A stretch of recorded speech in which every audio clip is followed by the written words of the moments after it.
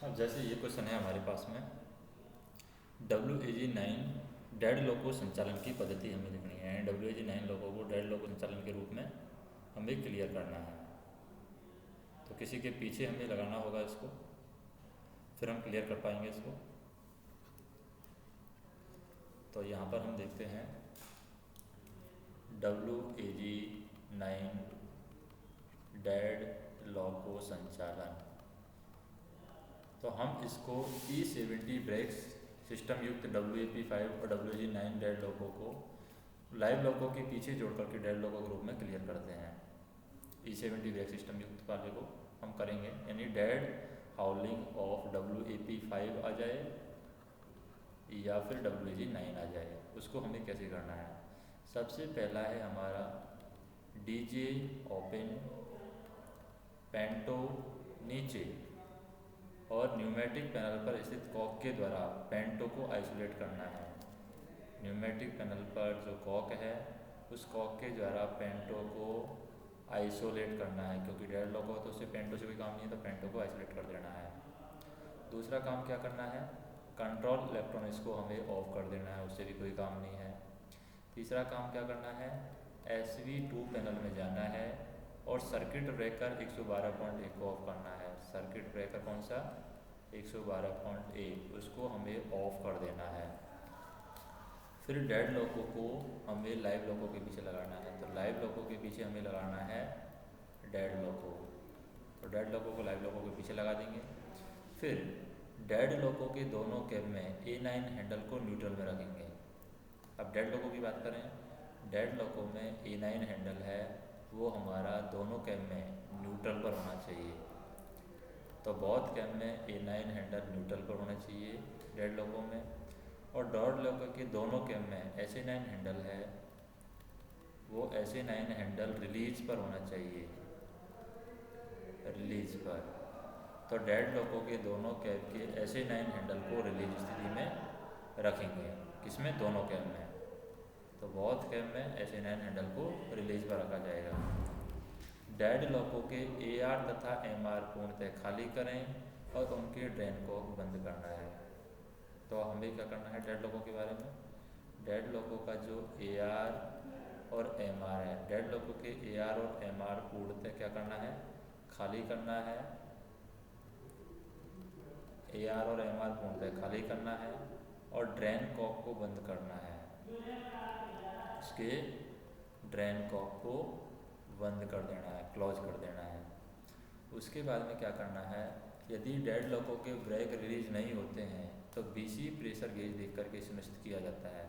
उसके बाद में हम डेड लोको का BC प्रेशर गेज देखेंगे। BC प्रेशर गेज से हमें ये पता चल जाएगा कि डेड लोको का जो ब्रेक हैं वो रिलीज हुए हैं या नहीं हुए हैं। तो डेड लोको के ब्रेक रिलीज हुए हैं या नहीं हुए हैं, ये हमें BC प्रेशर गेज देख करके सुनिश्चित किया जाएगा।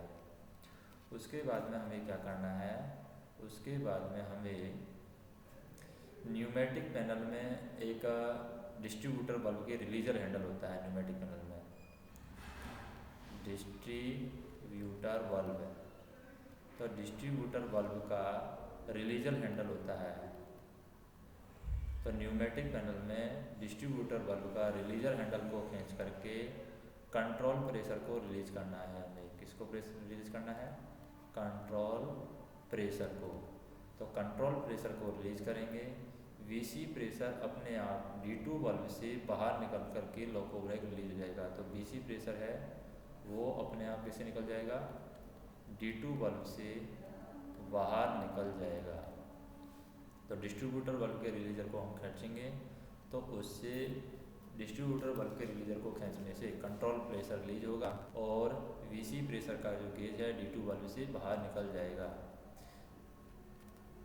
दूसरा पॉइंट है कि यदि BP पाइपलाइन में प्रेशर बचा हुआ है, जो BC पाइपलाइन है, उस BC पाइपलाइन में अगर प्रेशर बचा हुआ है, तब इस प्रेशर को दोनों बोगी कटआउट कॉक को बंद करके निकालना है। दोनों ओर से बोगी कटआउट कॉक को हमें बंद करके इस प्रेशर को हमें निकाल देना है। तो इसको निकाल देंगे।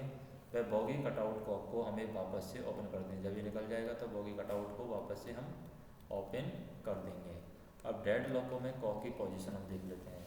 जैसे डेड लॉको में पोजीशन क्या है, 47 डेड लॉको की पोजीशन है, 74 इमरजेंसी के लिए है, और 136 है ये एफपी के लिए है, 70 है ये बीपी के लिए है। तो डेड लॉको में क्या पोजीशन होगी इसकी, डेड लॉको में ये पोजीशन होगी 74 डेड लॉको है ये ओपन होगा, 47 इमरजेंसी है ये क्लोज होगी, डेड लॉको में एफपी है ये भी क्लोज होगी, और 70 है ये भी क्लोज होगी।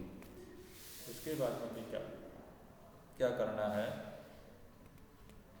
कि डेड लॉको और लाइव लॉको के बीच में, जैसे हमारे पास में लाइव लॉको और इधर था डेड लॉको, तो डेड लॉको और लाइव लॉको के बीच में बीपी पाइप आपस में जोड़ना है। कौन सा पाइप जोड़ना है, बीपी पाइप, इसको आपस में जोड़ना है। ट्रेन व लॉको साइड के एंगल को खोल देना है। इधर जैसे डेड है, डेड लॉको, इधर से ट्रेन है, तो ट्रेन के साइड और लॉको के साइड ये एंगल को खोल देना है। तो ट्रेन व लॉको के साइड के एंगल कॉक हैं उनको हमें ओपन कर देना है। और डेड लॉको का जो एआर है वो बीपी के द्वारा चार्ज हो जाता है। अब डेड लॉको का जो एआर है, यहाँ पर डेड लॉको का जो एआर होगा वो इस बीपी के द्वारा चार्ज हो जाता है। तो डेड लॉको का एआर बीपी के द्वारा चार्ज हो जाता है। और डेड लॉको के बीपी गेज में प्रेशर हमें सुनिश्चित करना है। डेड लॉको का जो बीपी गेज है उस बीपी गेज में हमें प्रेशर सुनिश्चित करना है। यह प्रेशर लॉको के समान होना चाहिए, यानी इसमें जो बीपी गेज है उसमें प्रेशर भी समान होना चाहिए। यदि ट्रेन लॉको में बीपी और एफपी दोनों हैं तो उन्हें भी डेड लॉको के साथ में जोड़ करके कॉक खोल देना है। अगर ट्रेन लॉको में जो हमारा है बीपी और एफपी अगर दोनों हैं तो उनको डेड लॉको के साथ जोड़ देना है। उसके बाद में हमें क्या करना है, उसके बाद में पार्किंग ब्रेक को अप्लाई अवस्था में लॉक करना है। पार्किंग ब्रेक, तो पार्किंग ब्रेक को हमें अप्लाई अवस्था में लॉक करना है। यह पद्धति ब्रेक बाइंडिंग की संभावना और पार्किंग यूनिट में नमी जमा होने की घटनाओं को रोकती है, क्योंकि अगर पार्किंग ब्रेक को अप्लाई अवस्था में लॉक कर देंगे तो इसमें नमी नहीं जाएगी और ब्रेक बाइंडिंग की संभावना कम होगी। तो ब्रेक बाइंडिंग की संभावनाओं को कम करती है और पार्किंग यूनिट में नमी जमा होने की घटनाओं को रोकती है। तो ये किस प्रकार होगी, पार्किंग ब्रेक को लॉक करेंगे तो डेड लॉको के पार्किंग ब्रेक को अप्लाई पुश बटन द्वारा अप्लाई करना है। डेड लॉको में जो पार्किंग ब्रेक है उसको अप्लाई पुश बटन होता है, उस अप्लाई पुश बटन के द्वारा अप्लाई करना है। फिर पार्किंग ब्रेक को अप्लाई अवस्था में ही लॉक कर देना है। पार्किंग ब्रेक है उसको अप्लाई में ही लॉक कर देना है। तीसरा, पार्किंग ब्रेक सिलेंडर पर स्थित रिलीजर के द्वारा पार्किंग ब्रेक रिलीज करना है। तो यहाँ पर पार्किंग ब्रेक सिलेंडर होता है, पार्किंग ब्रेक सिलेंडर पर एक रिलीजर होता है, उस रिलीजर को खींच करके पार्किंग ब्रेक को रिलीज करना है। पार्किंग ब्रेक यहाँ पर रिलीज करना है रिलीजर को खींच करके। और मैनुअली ब्रेक रिलीज करने के लिए सबसे पहले रिलीज हैंडल को हल्का सा क्लॉकवाइज घुमाना है। अगर हमें मैनुअली ब्रेक रिलीज करना है तो मैनुअली ब्रेक रिलीज करने के लिए हमें सबसे पहले रिलीज हैंडल को हल्का सा क्लॉकवाइज घुमाना है। क्लॉकवाइज जो रिलीज हैंडल है उसको हल्का सा क्लॉकवाइज घुमाएंगे और उसके बाद में उसे खींचेंगे जब तक कि लॉकिंग मैकेनिज्म की हमें आवाज़ सुनाई नहीं देती है। और यदि कुछ पार्किंग ब्रेक यूनिट पर लगे हैंडल ख़राब हो जाते हैं, मान लीजिए कुछ पार्किंग ब्रेक यूनिट पर लगे हुए हैंडल हैं वो ख़राब हो गए हैं रिलीज करने के लिए, तो यदि कुछ पार्किंग ब्रेक यूनिट पर लगे हैंडल ख़राब होने से ब्रेक रिलीज करना संभव नहीं है तो न्यूमेटिक पैनल में सोलेनॉइड वाल्व है 30, उसके रिलीजर पुश बटन के द्वारा रिलीजर पुश बटन को प्रेस करके रिलीज कर सकते हैं। रिलीजर पुश बटन, उस रिलीजर पुश बटन को प्रेस करेंगे तो ब्रेक हमारे रिलीज जाएंगे। वो सोलेनॉइड वाल्व के दाईं तरफ रहता है, यानी एक बायां रहता है अप्लाई के लिए और दायां रहता है रिलीज के लिए। पार्किंग ब्रेक को अप्लाई में लॉक करने के कारण पार्किंग ब्रेक गेज 0 के 0 दर्शाएगा, क्योंकि पार्किंग ब्रेक गेज को हमने क्या किया था, अप्लाई में लॉक किया था। अप्लाई में लॉक करने के कारण वो गेज कितना दिखाएगा, 0 kg/cm सेंटीमीटर स्क्वायर दिखाएगा। पार्किंग ब्रेक यूनिट को हाथ से दोबारा हिला करके उसका रिलीज होना चेक करना है। जो पार्किंग ब्रेक यूनिट है, पार्किंग ब्रेक यूनिट, तो पार्किंग ब्रेक यूनिट का हाथ से हिला करके उसका रिलीज होना हमें चेक कर लेना है, रिलीज होना हमें चेक कर लेना है। और अब उसके बाद में आता है A9 को अप्लाई करना है। अब जा कर के हमें A9 को अप्लाई करना है, गाड़ी के ब्रेक लग जाएंगे और दोनों लोकों में लोको ब्रेक का लगना सुनिश्चित करना है। फिर A9 को हमें रिलीज करना है, A9 को फिर रिलीज करना है, पहले अप्लाई करना है फिर A9 को रिलीज करके दोनों लोकों में लोको ब्रेक का रिलीज होना सुनिश्चित करना है। पहले A9 को अप्लाई करेंगे तो ब्रेक लगना सुनिश्चित करना है, फिर रिलीज करेंगे तो दोनों में रिलीज होना सुनिश्चित करना है, दोनों लोकों में। पिछली डेड लोकों में ब्रेक रिलीज होने के लिए, जो डेड लोको होता है उसमें ब्रेक रिलीज होने के लिए कम से कम 1 मिनट का समय लगता है। तो अंतिम परीक्षण के लिए हमें क्या करना है, कपल लोको को 500 मीटर तक चलाना है। जो कपल किया था हमने लोको को, उसको 500 मीटर तक चलाना है।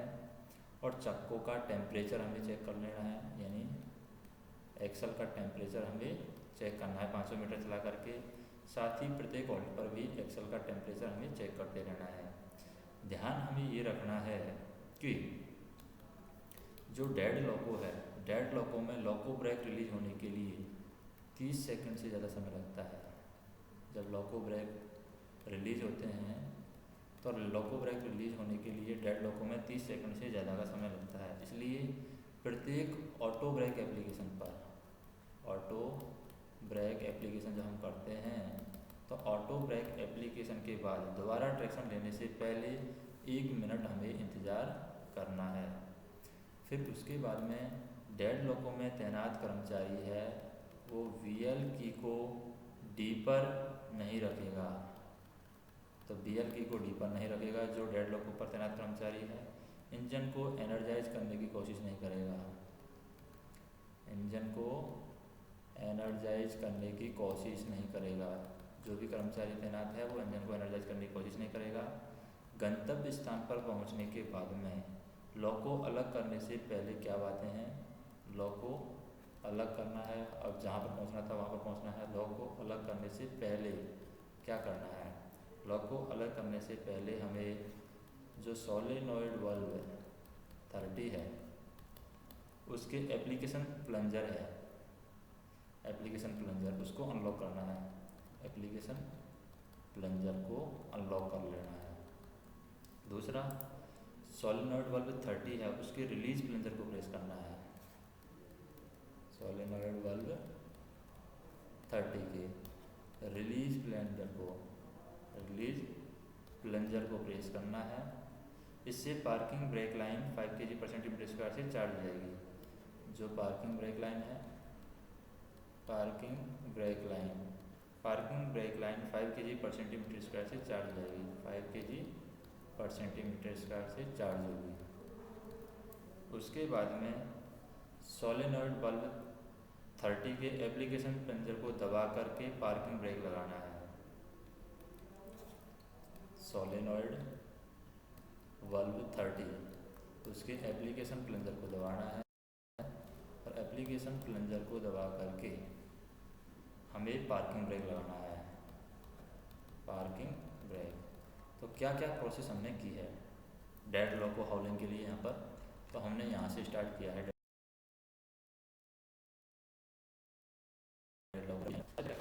डीजे ओपन, पेंटो नीचे और पेंटो को आइसोलेट कर दिया।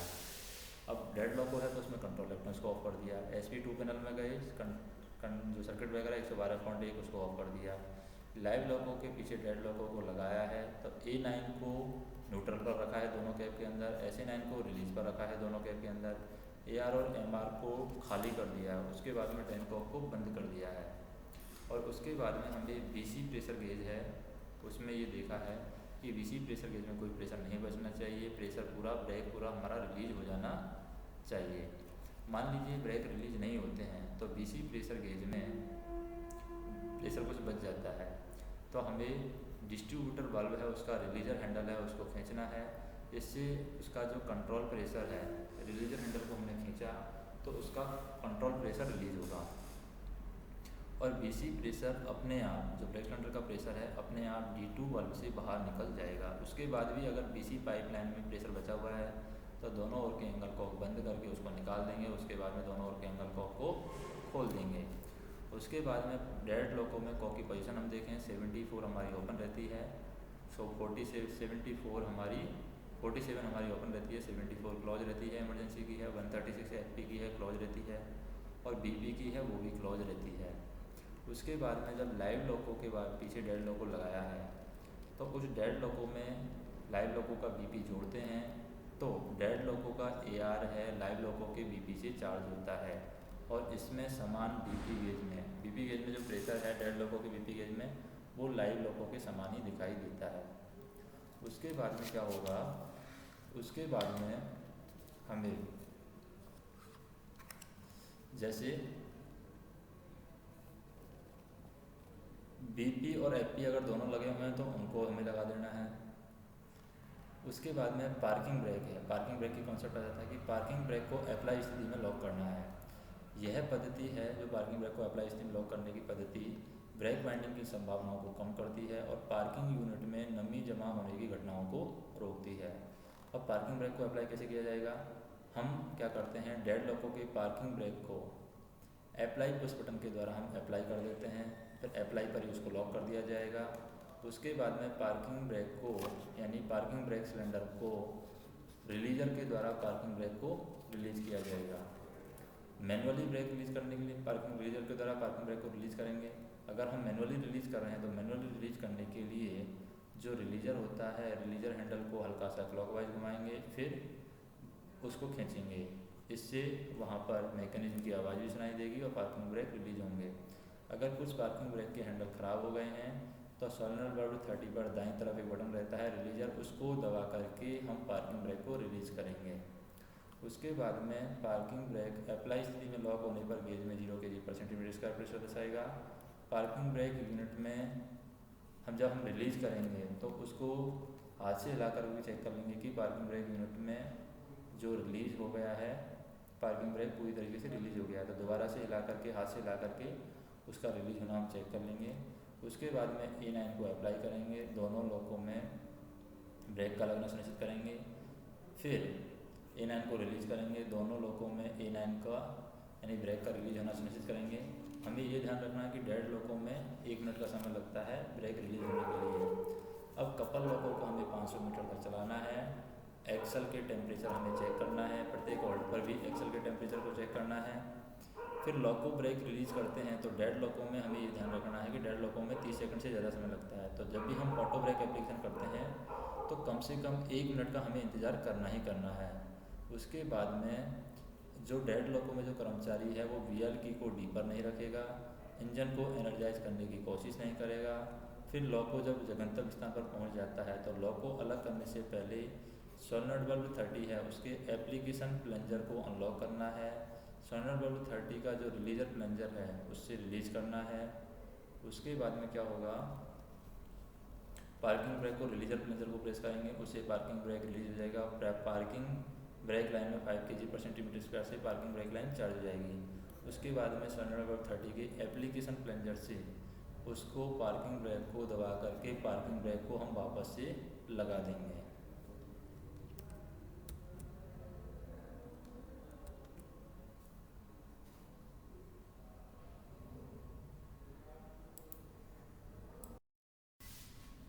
नेक्स्ट हमें देखना है क्वेश्चन, जैसे ये है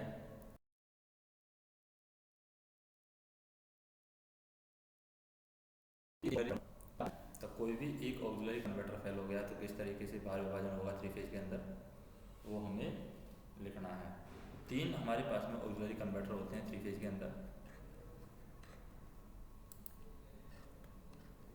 तो कोई एक फेल हो गया है तो भार विभाजन किस तरीके से होगा। कोई एक ऑक्सिलरी कन्वर्टर फेल होने पर भार विभाजन, कन्वर्टर फेल होने पर भार विभाजन किस तरीके से किया जाएगा। तो जैसे हमारे पास में ऑक्सिलरी कन्वर्टर फेल हो गया है फर्स्ट वाला, ये फेल हो गया है, ऑक्सिलरी कन्वर्टर फर्स्ट फेल हो गया है, तो किस पर चला जाएगा बाहर, ऑक्सिलरी कन्वर्टर 2 पर चला जाएगा और ऑक्सिलरी कन्वर्टर 3 पर चला जाएगा। अब ऑक्सिलरी कन्वर्टर 2 पर क्या क्या चला जाएगा, सारे जो ब्लोअर हैं ऑक्सिलरी कन्वर्टर 2 पर चले जाएंगे, जैसे कि oil cooling blower 1, oil cooling blower 2, traction motor blower 1, traction motor blower 2, scavenging blower 1 और स्क्वेंजिंग ब्लोअर 2। और सारे जो पंप और चार्जर और एमसीपी हैं वो नीचे वाले पर आ जाएंगे, जैसे 1 2 3 हमने यहाँ पर लिख लिया, तो 1 अगर फेल हो गया तो 2 और 3 पर चला गया, तो यहाँ पर आ जाएगा पंप सारे, जैसे कि transformer oil pump 1, transformer oil pump 2, traction converter oil pump 1, oil pump 1, traction converter oil pump 2, और फिर चार्जर भी आएगा CHPA और MCP आ जाएंगे दोनों, MCP 1 एंड MCP 2।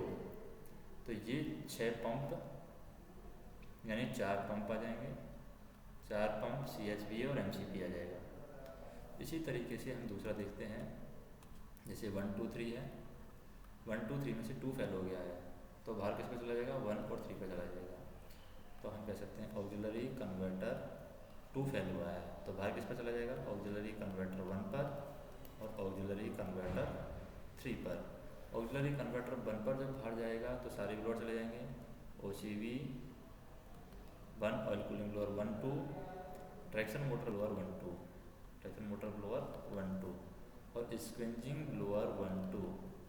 और ऑक्सिलरी कन्वर्टर 3 पर क्या चला जाएगा, सारे पंप चला जाएंगे, transformer oil pump 1, transformer oil pump 1 and 2, traction converter oil pump 1 and 2, traction converter oil pump 1 and 2 और CHPA और MCP 1 एंड 2, MCP 1 एंड 2। इसी तरीके से मान लीजिए ऑक्सिलरी कन्वर्टर 3 फेल हो गया है, ऑक्सिलरी कन्वर्टर 3 फेल हो गया है, तो बाहर किस पर चला जाएगा, ऑक्सिलरी कन्वर्टर 1 और ऑक्सिलरी कन्वर्टर 2 पर। तो सारे ब्लोअर ऊपर वाले पे चले जाएंगे, oil cooling blower 1 and 2, traction motor blower 1 and 2, scavenging blower 1 and 2। और बाकी जो पंप हैं चारों पंप और CHP और MCP नीचे आ जाएंगे, जैसे कि transformer oil pump 1 and 2, traction converter oil pump 1 and 2, traction converter oil pump 1 and 2 and CHPA और MCP 1 and 2, MCP 1 and 2।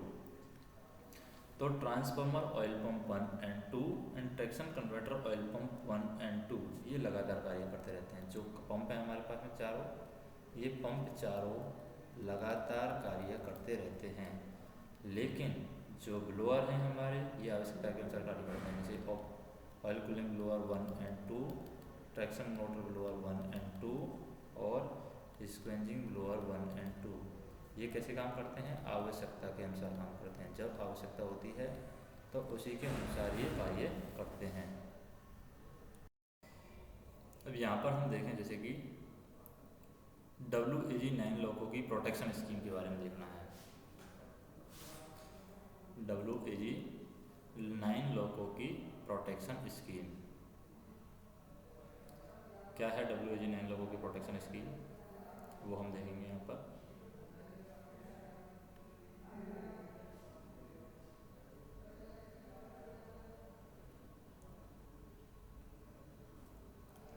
WAG 9 लोगों की प्रोटेक्शन स्कीम, WAG 9 लोगों की प्रोटेक्शन स्कीम। तो WAG 9 लोगों की प्रोटेक्शन स्कीम में हम देखें तो सबसे पहले देखते हैं वोल्टेज प्रोटेक्शन। तो वोल्टेज प्रोटेक्शन है WAG-9 में दो तरीके से वोल्टेज प्रोटेक्शन किया जाता है। कितने तरीके से? दो तरीके से वोल्टेज प्रोटेक्शन किया जाता है। एक तो MBR 86 के द्वारा वोल्टेज प्रोटेक्शन किया जाता है, यानी OHE का जो वोल्टेज है, OHE का वोल्टेज 17.5 kV से कम होगा तो MBR 86 ऑपरेट हो जाएगी, या फिर 30 kV से ज़्यादा होगा तो MBR 86 ऑपरेट हो जाएगी, और उससे क्या होगा, VCV ओपन हो जाएगा, यानी DA को ओपन कर देगी। दूसरा है वोल्टेज प्रोटेक्शन में बैटरी वोल्टेज रिलेटेड, कि मान लीजिए बैटरी वोल्टेज है, बैटरी वोल्टेज अगर बैटरी वोल्टेज 92 वोल्ट हो रहा है, 92 वोल्ट, तो प्रायोरिटी 2 का फॉल्ट आएगा। अगर बैटरी वोल्टेज 86 वोल्ट है तो प्रायोरिटी 1 का फॉल्ट आएगा। और अगर बैटरी वोल्टेज 82 वोल्ट हो गया तो इसका मतलब लॉको शटडाउन हो जाएगा, लॉको शट डाउन। तो ये हो गया वोल्टेज प्रोटेक्शन। अब हम देखते हैं करंट प्रोटेक्शन। तो करंट प्रोटेक्शन एक ही तरीके से होता है। करंट प्रोटेक्शन क्या होता है? OCR 78 के द्वारा करंट प्रोटेक्शन होता है कि मेन ट्रांसफार्मर में जो जाने वाली करंट की मात्रा 360 एम्पियर से ज़्यादा हो जाती है तो VCV को ये OCR 78 ओपन कर देती है। उसके बाद में देखते हैं टेम्परेचर प्रोटेक्शन। चार तरीके से होता है टेम्परेचर प्रोटेक्शन। तो टेम्परेचर प्रोटेक्शन चार तरीके से होता है। किस किस का होता है? एक तो होता है ट्रैक्शन मोटर का टेम्परेचर प्रोटेक्शन होता है, एक होता है कंट्रोल इलेक्ट्रॉनिक्स का। तीसरा टेम्परेचर प्रोटेक्शन होता है मेन ट्रांसफार्मर के तेल का, मेन ट्रांसफार्मर का जो तेल होता है उसका होता है। और चौथा प्रोटेक्शन होता है टेम्परेचर ट्रैक्शन कन्वर्टर के तेल का, ट्रैक्शन कन्वर्टर के तेल का। तो हम देखें सबसे पहले ट्रैक्शन मोटर। ट्रैक्शन मोटर में जो टेम्परेचर है अगर वो 230 डिग्री सेल्सियस 10 सेकंड तक लगातार रहता है तो इसका मतलब हमारा VCV ओपन हो जाएगा। फिर कंट्रोल इलेक्ट्रॉनिक्स है। कंट्रोल इलेक्ट्रॉनिक्स का टेम्परेचर अगर 70 डिग्री सेल्सियस लगातार रहता है तो 70 डिग्री सेल्सियस से अधिक होने पर TEVE जीरो हो जाता है। क्या हो जाता है? TEVE हमारा जीरो हो जाता है। कंट्रोल इलेक्ट्रॉनिक्स का टेम्परेचर 70 डिग्री सेल्सियस से ज़्यादा रहने पर या ज़्यादा होने पर। उसके बाद में हम देखते हैं मेन ट्रांसफार्मर के ऑयल का। मेन ट्रांसफार्मर का ऑयल है तो वो आता है ज़्यादा मतलब पहले आता है तो 84 रहेगा, तो 84 डिग्री सेल्सियस। अगर 84 डिग्री सेल्सियस 10 सेकंड के लिए रहता है तो ये VCV को ओपन कर देगा। 10 सेकंड के लिए रहता है तो VCV को ओपन कर देगा। उसके बाद में आता है ट्रैक्शन कन्वर्टर ऑयल। तो ये 82 डिग्री ट्रैक्शन कन्वर्टर ऑयल है 80 डिग्री सेल्सियस, सिर्फ 80 डिग्री सेल्सियस है। 80 डिग्री सेल्सियस अगर 10 सेकंड के लिए रहता है तो ये VCV को ओपन कर देगा, VCV को ओपन कर देगा। उसके बाद में देखते हैं प्रेशर न्यूमेटिक प्रोटेक्शन। तो तीन तरीके से प्रेशर न्यूमेटिक प्रोटेक्शन भी तीन तरीके से होगा। प्रेशर न्यूमेटिक प्रोटेक्शन, तो प्रेशर न्यूमेटिक प्रोटेक्शन है उसमें हम देखें पहला पॉइंट है कि MR प्रेशर निर्धारित मात्रा से कम होगा। अगर MR का प्रेशर है वो निर्धारित मात्रा से कम होगा तो TEVE क्या हो जाएगा? प्रतिबंधित हो जाएगा, प्रतिबंधित। दूसरा है अगर BP प्रेशर निर्धारित मात्रा से कम है, MR की जगह BP है, अगर BP प्रेशर निर्धारित मात्रा से कम है तो TEVE हमारा प्रतिबंधित हो जाएगा, प्रतिबंधित हो जाएगा। अगर पार्किंग ब्रेक अप्लाई स्थिति में है तो TE प्रतिबंधित हो जाएगा। तीसरा है हमारा पार्किंग ब्रेक।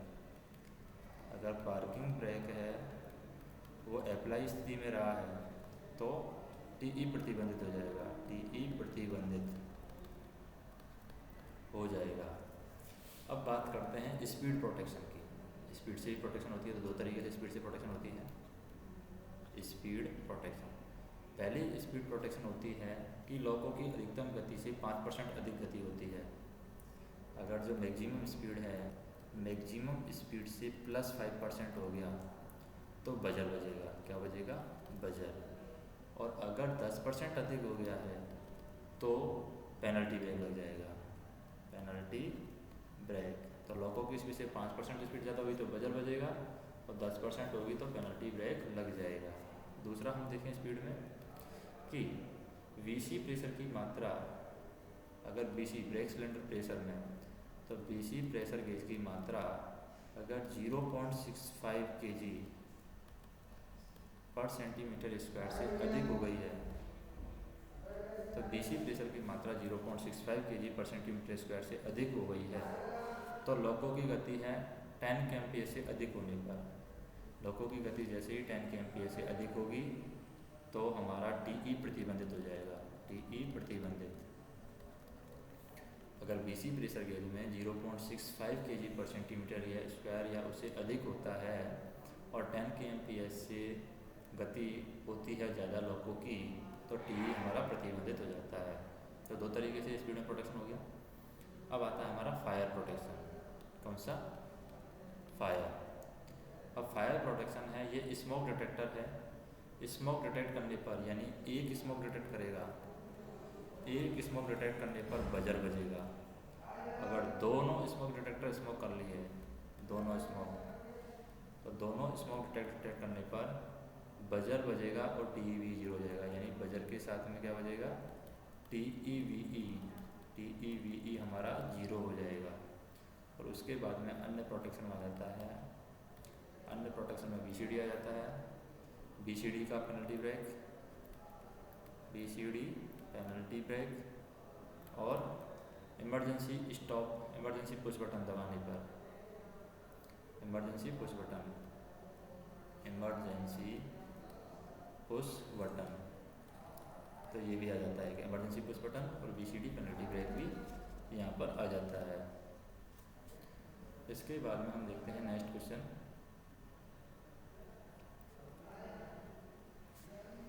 नेक्स्ट क्वेश्चन है हमारे पास में 3 फेज लॉको का अनुरक्षण शेड्यूल बताना है। अनुरक्षण शेड्यूल मतलब कि मेंटेनेंस किस तरीके से किया जाता है। तो 7 हैं 3 फेज लॉको के अनुरक्षण शेड्यूल में, वो हम देखेंगे साथ के साथ।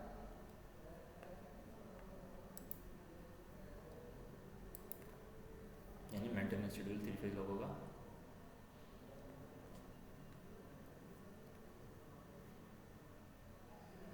थ्री फेज लॉको का मेंटेनेंस शेड्यूल।